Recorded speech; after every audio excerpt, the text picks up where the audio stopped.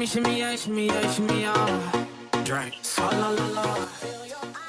what is up everybody? It is KATAIR Gaming here today, bringing y'all yet again another informative video. So, The Division's been out for about 2-ish years now, and there's still so many things that most people don't know about this game. So, let's cut to the chase, and well, here is 5 things that you didn't know about The Division. Here we go, you guys. Number 5. So, y'all know that 99% screen loading glitch that has been around for quite a few updates now, and it wasn't here at the beginning of the game. Well, let me tell you why that's the case and how to fix it. So, remember how whenever we used to load in, our friends list didn't load up for a good 5 to 10 minutes? Well, this was massive solution to the friends list not loading, forcing you to wait in the menu loading screen at 99% for a solid 5 to 10 minutes on a daily basis. So, the way to fix this: either turn off your friend request, delete all your current friend requests because they count as having a friend. So, the more friends you have on your friends list, the longer it'll take you to actually load into the Division. So currently I have about 150 friends, and it takes me a solid 2 to 3 minutes to load in, whereas it used to take me 10 to 15 minutes on a daily basis just to load in. So if you want to clean up y'all's loading speed just a little bit, go ahead and remove some of those friends you haven't talked to in quite a long time. Number 4. Okay, so currently there is a little bug going around the Blast Shields, the Blast Shield. You can walk up to a non-rogue player while you're not rogue, so neither of you are rogue, and you can two-shot them with a full-scale electronics Blast Shield. You and your buddy, if you both have a Blast Shield on, y'all can kill that person and he can't harm you until he's dead. The moment you actually drop the person and they either hold circle or they finally bleed out, you will go rogue.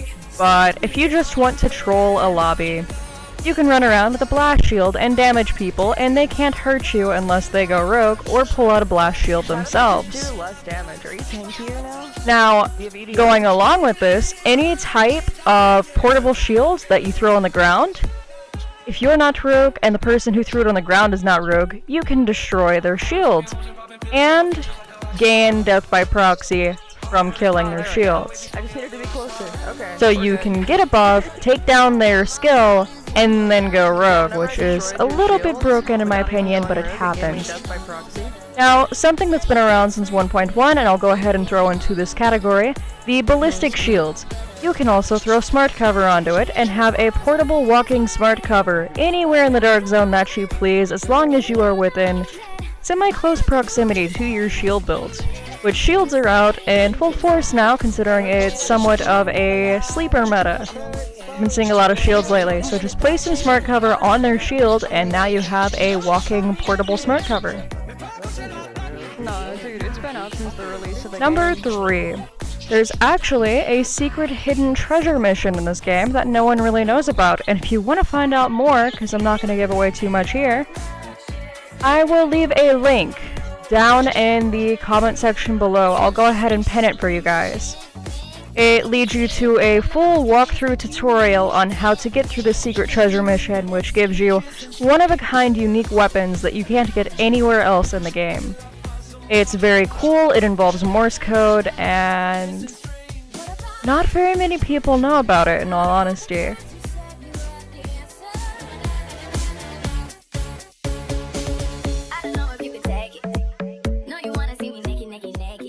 Number 2. You're actually able to tell what skills someone's running just from looking at their backpack. So, I'll show y'all exactly how to do that in just a moment. Just go ahead and take a look at the back left side of my backpack. You can see this little circle thing on my left, right about there, right next to my mask. And then you see this little pouch thing with like 3 little pouches on it. So the pouch thing is actually my heal. The circle thing is my pulse. Now that is a base pulse, and I apologize because Little Bird's doing a mating dance in the background. Little Bird. Okay, anyhow, the circle thing, that is obviously a base pulse because it's kind of all grayed out. Now we're gonna go ahead and change it to a recon pack pulse, and it changes to a slight shade of blue. So recon pulse is blue, you guys. Then we're gonna go ahead and change it to concealed, which should be tan. And you can see it changes that little center stripe along with the two antennas on the side of it. It changes color each time, so that's a concealed pulse. And then of course, tac pulse is going to be green. So you can tell just by looking at their backpack which pulse they're running. However, it will glitch out on occasion and give you a wrong reading, so it's about 50-50% of the time that it is correct. But anyhow, if you see that little circular object on someone's back, they're obviously running a pulse. If you see them with final measure, they're probably gonna be a skill build, so you may want to go ahead and just throw a concealed on just in case, you guys. Now, moving on into our sticky bombs, it looks very similar to a heal, except it's tan. There's a better-ish light? I don't think there is a better-ish light. Whatever. So you can see the heal is a darker shade of the sticky bomb. So right there is the heal, and then on the left of that is the sticky bomb. It's tan, it kind of matches the final measure underside of the backpack. That could be a sticky bomb, EMP, well, disruptor, whatever you want to call it, or it could be a flashbang, that little tan one. It does not change color with whichever one you have set up on it. The pulse is the only one I know of that actually changes. So let's go ahead and show y'all what Seeker Mines and a flame turret looks like. Well, not even just a flame turret, like any turret in general, they all look the same, okay? So Seeker Mines, upside down 3-point triangle on your backpack. Right there, you guys. Whereas the turret is like two little prongs, it kind of looks like a battery packet. It's that right there. So you can go around and kind of identify what people are running just from looking at that. I'll go ahead and show y'all the med station and smart cover. Oh, I meant to move that over, but my controller is not catching up with me today. There we go. Okay, so the smart cover looks kind of like a heal and a sticky bomb combined, except it's white. So if you see white, that's smart cover. So a white pouch is smart cover, you guys. Now, the med station looks like a solid little silver or white box on your back. That little thing right there next to my mask. And it will not change color based off of which med station you have. Again, that is only the pulse that seems to change colors whenever you select one. Okay, I'll show y'all the Ballistic Shields and the mobile cover next to each other since they look very similar. Okay. So there's the Ballistic Shield. It looks like one solid hard plate, well, technically two if you look above it, but it looks like two solid hard plates strapped together, and that is actually your Ballistic Shield. It's got a little tan stripe on it. It does not change color, depending on which one you select. And then you have your mobile shield, which looks like three little packets together, strapped with a solid tan stripe. It does not change depending on which one you select, and you can kind of always tell just from looking at someone what they're running. So I'm going to go ahead and throw my pulse back on, and go ahead and throw my heal back on. Let's go around and look at everyone's backpack real quick. This man has Seeker Mines and a turret. Okay. Let's see these guys. This one has a med station and a sticky bomb. So you're obviously a skill build with a ninja bike. This one has a med station and a heal. Not bad. Oh god, a pred mark in here. Okay, the pred mark has a shock turret. I'm assuming it's a shock turret because that's what most predator mark users run. So I'm gonna say he has a shock turret and a med station just from looking at his backpack. And this guy also has a turret and a med station. And let's see.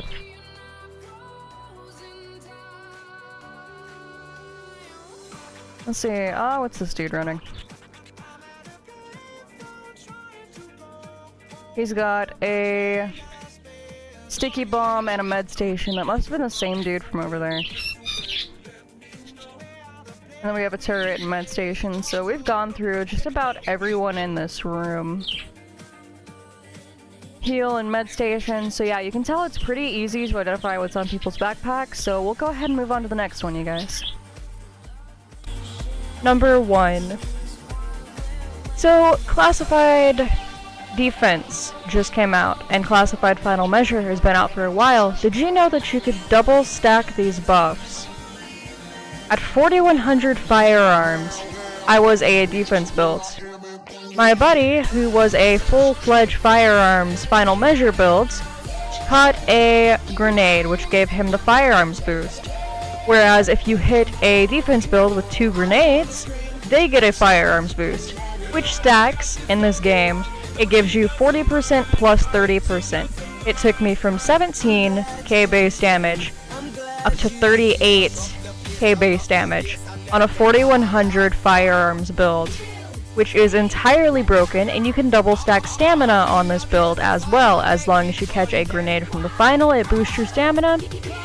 And, well, you guessed it, someone takes down your shield health a little bit on your defense and it buffs your entire team for more stamina. It gives you a 40% buff and a 30% buff at the same time. So it's an extra 70% firearms boost or a 70% stamina boost, which you could actually have both at the same time if you have 2 Final Measure builds on your team and 2 defense builds on your team. Let that sink in, you guys. You realize how broken that is? 4100 firearms with 17 base damage, and I got up to 38k damage on my house. Dude, that was insane. I was shredding people like I was Striker with stacks on. Imagine a Striker with those buffs. You have a Striker, and then you have 2 Final Measures in the team with a defense build. If that Striker gets a double stamina and double firearms boost, you thought they were broken previously? Imagine that on Predator's Mark. Dude, seriously, that is insane. I'm not sure if that's working as intended, but it happens frequently. It is not a once-in-a-while thing. It can happen in every fight in the Dark Zone.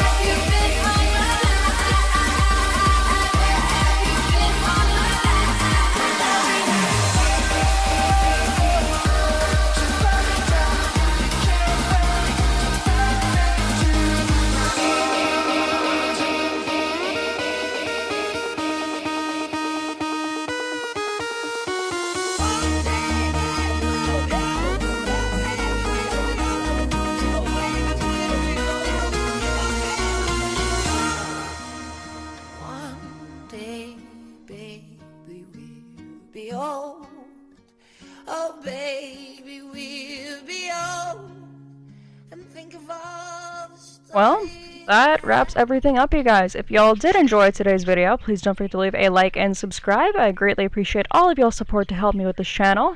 Don't forget to turn on that notification bell. And, well, as usual, you guys, I will catch y'all next time. Bye, everyone.